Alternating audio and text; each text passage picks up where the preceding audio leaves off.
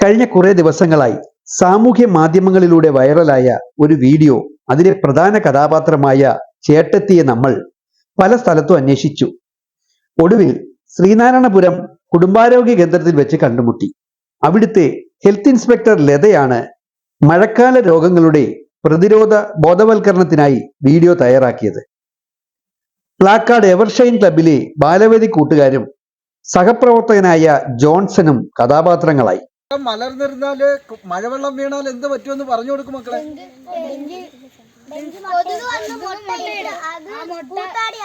പിന്നെ കൊതുകിന് മുട്ടയിടാൻ ചിരട്ടേ വെള്ളോട് ഇഷ്ടം പോലെ സ്ഥലം കിടക്കുമ്പോഴേ ഈ ചിരട്ടക്കകത്ത് വെള്ളം ഉള്ളിടത്തേ കൊതുക് മുട്ടയിടത്തുള്ളൂ അല്ലേ? ചിരട്ടക്കകത്ത് മുട്ടയിടാൻ ഇഷ്ടമാ. ചിരട്ട മക്കളെ പറഞ്ഞു കൊടുക്ക്. ചിരട്ടയുടെ നിറം കറുപ്പല്ലേ? ചിരട്ടയുടെ നിറം കറുപ്പ്, കൊതുകിന്റെ നിറവും കറുപ്പാ. അയ്യോ, കറുപ്പ് മാത്രമല്ല, വെള്ള പുള്ളിയും കണ്ടിട്ടുണ്ട്. എങ്കിലും ഇഷ്ടം പോലെ മുട്ടയിടും. മുട്ടയിട്ട് ചിരട്ടയിൽ നിറച്ച് മുട്ടയിട്ടിട്ട്. അയ്യോ, ചിരട്ടന് ഞങ്ങള് പാല എടുക്കുന്ന മുട്ടയല്ല. മുട്ട ചേട്ടത്തി അതല്ല, ഇതിനകത്ത് മുട്ടയിട്ട കൊതുക്. ചേട്ടത്തി ഇപ്പൊ കൊതുക് കടിക്കുന്നുണ്ടോ?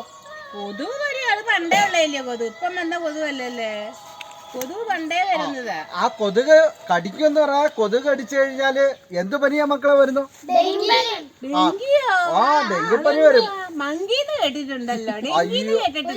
ഡെങ്കു ഡേ ആയിരുന്നു മെയ് 16. നമ്മളവിടെ ഒരു ക്ലാസ് അറേഞ്ച് ചെയ്തിരുന്നു എവർഷൈൻ ക്ലബില് 10ാം വാർഡില് നമ്മുടെ കാരിക്കൽ പ്ലാക്കാട്. അപ്പൊ ആ ക്ലാസ് എടുക്കാനായിട്ട് പോയതായിരുന്നു. ക്ലാസ് എടുത്ത് കുറെ ആൾക്കാരുണ്ടായിരുന്നു. ക്ലാസ് എടുത്ത് കഴിഞ്ഞിട്ട് പുറത്തേക്ക് നോക്കിയപ്പോൾ കുറേ കുട്ടികൾ ഫുട്ബോൾ കളിക്കുന്നതായിട്ട് കണ്ട്. ഇവിടെ ഞാൻ ക്ലാസ് കഴിഞ്ഞിട്ട് എൻ്റെ കൂടെ ജോൺസൺ ചേച്ചി ഉണ്ടായിരുന്നു. അപ്പോൾ ജോൺസൻ്റെ അടുത്ത് ഞാൻ പറഞ്ഞു, നമുക്ക് ആ കുട്ടികളെ സംഘടിപ്പിച്ചുകൊണ്ട് നമുക്കൊരു ക്ലാസ് കൊടുക്കാം. പിന്നെ ഇവർക്ക് എടുത്തതിനെക്കാട്ടി കുറച്ചുകൂടി എഫക്റ്റീവ് ആയിരിക്കും അവർക്ക് ക്ലാസ് എടുക്കുന്നത്. ഇപ്പോൾ കുട്ടികളാണ്, ഒരുപാട് വീടുകളിലെ കുട്ടികളുണ്ട്. അപ്പോൾ അവരിത് ഫലവത്താക്കുവാണെങ്കിൽ വളരെ പ്രയോജനപ്രദമായിരിക്കും എന്ന് പറഞ്ഞപ്പോൾ കുട്ടികളെ വിളിച്ചപ്പോൾ തന്നെ അവരെല്ലാം വളരെ സന്തോഷത്തോടു കൂടി ക്ലാസ് കേൾക്കാനായിട്ട് വന്ന്. അപ്പോൾ ക്ലാസ് എടുത്തു കഴിഞ്ഞിട്ട് അവര് ഡെങ്കിപ്പനിയുടെ ലക്ഷണങ്ങളും ഇങ്ങനെയുള്ള എല്ലാം പറഞ്ഞു കഴിഞ്ഞ് അവർ സംശയം ചോദിച്ചു. അവർക്ക് ഭയങ്കര ഹാപ്പിയായി.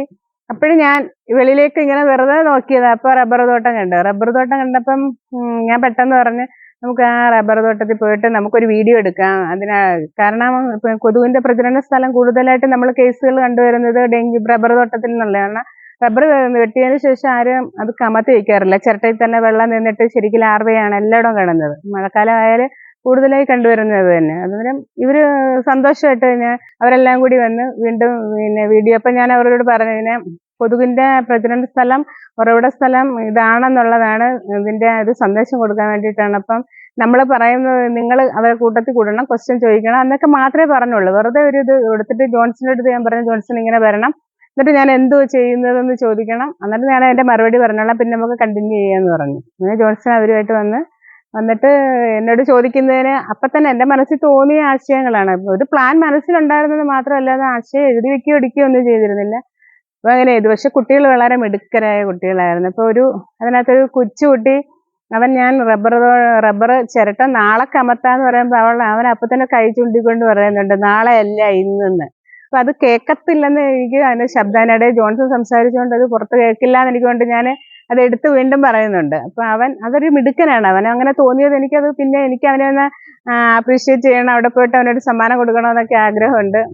സാറും ഞങ്ങളെല്ലാം അവിടെ പോയിട്ട് അവനൊരു സമ്മാനം എന്തായാലും കൊടുക്കണമെന്ന് ആഗ്രഹിക്കുന്നു. കാരണം അവൻ വളരെ ചെറിയ കുട്ടിയായിട്ട് പോലും പെട്ടെന്ന് അവനതിന് ആ നിമിഷം പറയാൻ പറ്റിയതൊരു വലിയ കാര്യമായിട്ട് തോന്നുന്നു.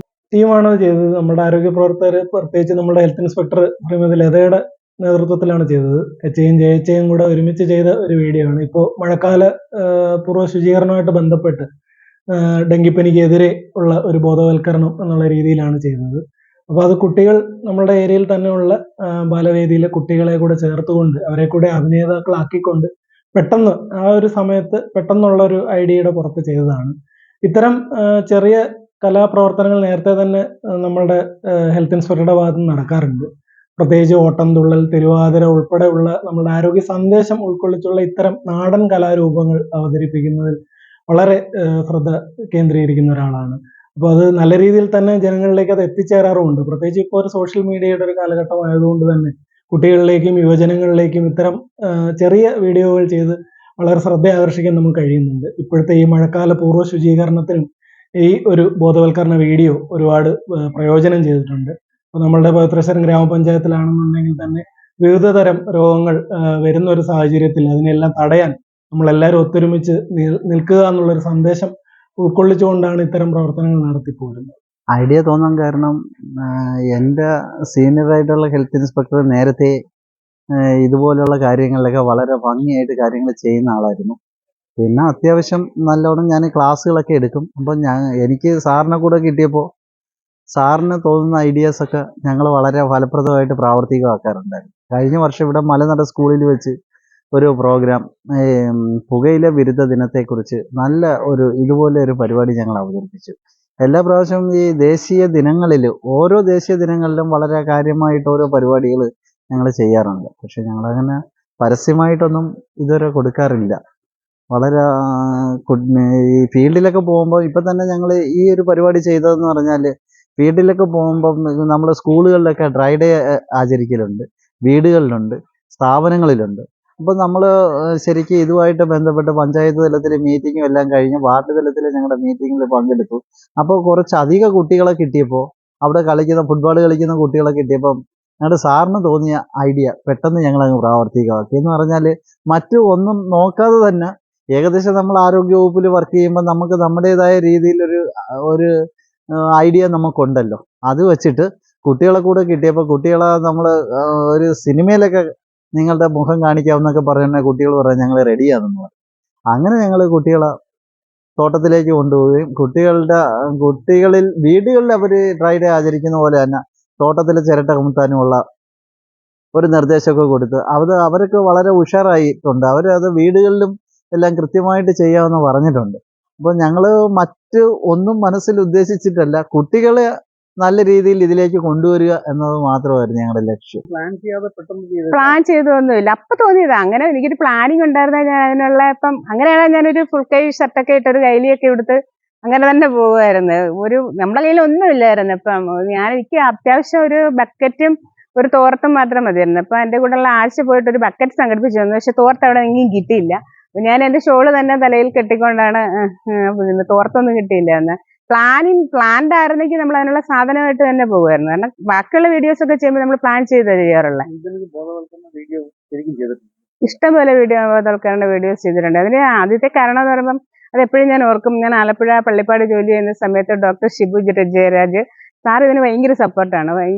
സാർ ഇങ്ങനെയുള്ള വീഡിയോസ് IECയുടെ ഇങ്ങനെയുള്ളത് ചെയ്യുന്നതിനോട് ഭയങ്കര താല്പര്യം. അപ്പൊ സാറാണ് കൂടുതൽ എന്നെ ഇതിലേക്ക് ഇങ്ങനെ കൊണ്ടുവരാൻ കാരണം. അന്ന് ഞാൻ കുറെ ഇങ്ങനെ പാരഡി ഗാനങ്ങൾ എഴുതിയിരുന്നു. അതൊക്കെ ആലപ്പുഴയിലൊരു അന്നത്തെ ഡോക്ടർ വസന്തദാസ് സാർ ഇപ്പം സാറ് പെൻഷനായി. ഇപ്പം ആലപ്പുഴ മെഡിക്കൽ ഓഫീസറായിരുന്നു.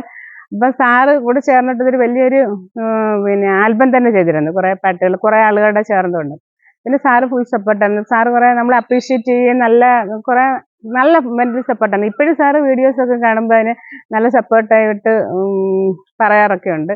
അങ്ങനെ തുടങ്ങി. അത് കഴിഞ്ഞ് പിന്നെ കോവിഡിന്റെ കാലത്തേക്ക് കാസർഗോഡ് പോയപ്പോൾ അവിടെയും നല്ല പഞ്ചായത്തും PSC മെഡിക്കൽ ഓഫീസറൊക്കെ നല്ല സപ്പോർട്ടാണ്. അപ്പൊ കോവിഡിന്റെ കുറെ വീഡിയോസ് ചെയ്ത് അതിൽ ഏറ്റവും എനിക്ക് സന്തോഷം തോന്നുന്ന അന്നത്തെ അവിടുത്തെ വ്യാപാരി വ്യവസായികള് ഞാൻ ചെയ്ത ഒരു വീഡിയോസ് അവരുടെ സ്റ്റാറ്റസ് ആയിട്ട് മുഴുവൻ വ്യാപാരികൾ വിട്ടു. അതൊരു വലിയ സന്തോഷമാണ്. കാരണം ഒരു കൊല്ലംകാരിയായ ഞാൻ അവിടെ ചെന്നിട്ട് അവരത്രയും നമ്മളെ ഇത് ചെയ്യുന്ന ഞാൻ തിരിച്ചു വരുമ്പോഴും അവരുടെ ഒരു നല്ല ഒരു സപ്പോർട്ട് ഉണ്ടായിരുന്നു.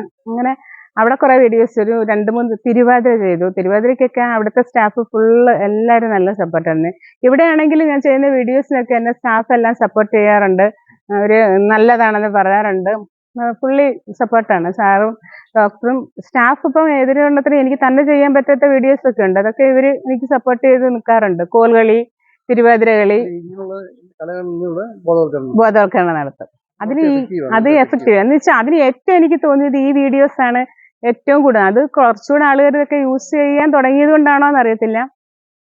കോവിഡിന്റെ കാലം കഴിഞ്ഞിട്ട് ഇപ്പൊ ഈ വീഡിയോ കുറെ കൂടി എന്ന് വെച്ച് കഴിഞ്ഞാൽ കുറെ ആളുകൾ വിളിച്ചിരുന്നു. നമ്മുടെ ഈ ജില്ലയിലല്ലാതെ പല ജില്ലകളിൽ നിന്നും ആൾക്കാർ വിളിക്കുകയും അത് നല്ലതാണെന്ന് പറയുകയൊക്കെ ചെയ്തിരുന്നു. അപ്പം കുറച്ചുകൂടി എഫക്റ്റീവ് ആയിരുന്നു ഇതെന്ന്. അത് ഇപ്പോഴത്തെ ഈ കാലാവസ്ഥയിൽ, അതായത് കൊതുകുജന്യ രോഗങ്ങൾ കൂടി വരുന്ന ഒരു സാഹചര്യത്തിലായതുകൊണ്ടാകാം. എന്തായാലും എല്ലാവരും അത് മനസ്സിൽ ഉൾക്കൊണ്ടിട്ടുണ്ട്. ആ ഒരു സന്ദേശം എഫക്റ്റീവായിട്ട് പോയിട്ടുണ്ടെന്നുള്ളത് വളരെ സന്തോഷമുണ്ട്. എനിക്ക് ഏറ്റവും ഇഷ്ടപ്പെട്ട ഭാഗം ഞാൻ തന്നെ അത് കണ്ടപ്പോൾ എനിക്ക് തന്നെ അതിശയം തോന്നി. ഇപ്പം ജോൺസൺ ആദ്യം ഇങ്ങോട്ട് വരുമ്പോ തന്നെ ജോൺസൺ എന്നോട് ചേട്ടത്തി എന്ത് ചെയ്യുന്നെന്ന് ചോദിക്കുമ്പോ ഞാൻ ഇങ്ങനെ വെറും ഒരു ലോക്കലായ ആളിനെ പോലെ തന്നെ സംസാരിച്ചുകൊണ്ട് എന്താ ചായ കുറെ നാളായല്ലോ ഇങ്ങോട്ട് കണ്ടിട്ടെന്ന് തോന്നുന്ന ആ ഒരു പിന്നെ എന്നെ മനസ്സിൽ തട്ടിയത് തോന്നുന്നു ആ കൊച്ചുകുട്ടി നാളെ അല്ല ചിരട്ട കമട്ടുന്നത് ഇന്നെന്ന് പറഞ്ഞതുമാണ് എനിക്ക് അതിനകത്ത് ഏറ്റവും ഇഷ്ടപ്പെട്ട ഇത്. വീഡിയോ കണ്ടപ്പോൾ എനിക്ക് തന്നെ ഇത്രയും ഞാൻ ഇങ്ങനെ ആണോ ഇങ്ങനെ പ്രസന്റ് ചെയ്തതെന്ന് എനിക്ക് തന്നെ തോന്നി. അതെന്ന് വെച്ചാൽ നമ്മൾ പ്ലാൻഡ് ഒന്നും അല്ലാഞ്ഞത് കൊണ്ടാണ് നമ്മളെ പെട്ടെന്ന് മനസ്സിൽ തോന്നിയ ആശയം അപ്പൊ തന്നെ ആ ഒരു കഥാപാത്രത്തിന്റെ രൂപത്തിൽ അവതരിപ്പിക്കാൻ പറ്റിയത് നല്ല മറ്റുള്ള വീഡിയോയിൽ നിന്ന് വ്യത്യസ്തമായിട്ട് എനിക്കത് തോന്നി.